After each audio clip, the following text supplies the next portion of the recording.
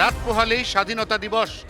আর ঠিক সেই কারণেই কলকাতার বিভিন্ন জায়গাতে ইতিমধ্যে নিরাপত্তার বহর কয়েক গুণ বাড়িয়ে দেওয়া হয়েছে, যার মধ্যে অন্যতম high security zone Sealdah railway station.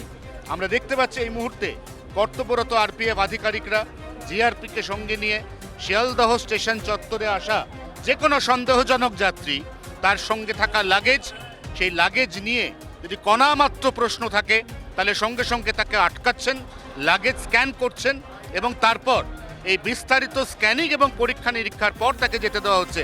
আমরা এই মুহূর্তে দেখতেও পাচ্ছি একজন যাত্রীকে ডাকা হচ্ছে, তার ব্যাগে কি আছে এই নির্দিষ্ট প্রশ্নের উত্তর একদম তন্ন তন্ন করে তল্লাশি চালিয়ে খোঁজা হচ্ছে। দেখুন কিভাবে সেই কাজ হচ্ছে।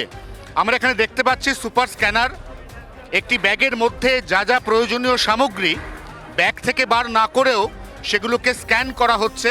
এই স্ক্যানারগুলো অত্যন্ত হাইটেক এবং যদি কোনো সন্দেহজনক বস্তু ব্যাগের মধ্যে থাকে তাহলে এই স্ক্যানার ক্রমাগত ইন্ডিকেটর দেবে, একটা শব্দ হবে, একটা বিপিং হবে এবং সেই বিপ শব্দে যদি দেখা যায় যে ভেতরে থাকা জিনিস কোনোভাবে বিপজ্জনক তাহলে সঙ্গে সঙ্গে ওই ব্যক্তি তাকে আটকানো হবে, জিজ্ঞাসাবাদ হবে, সদুত্তর দিতে না পারলে সঙ্গে সঙ্গে তার হাজতবাস।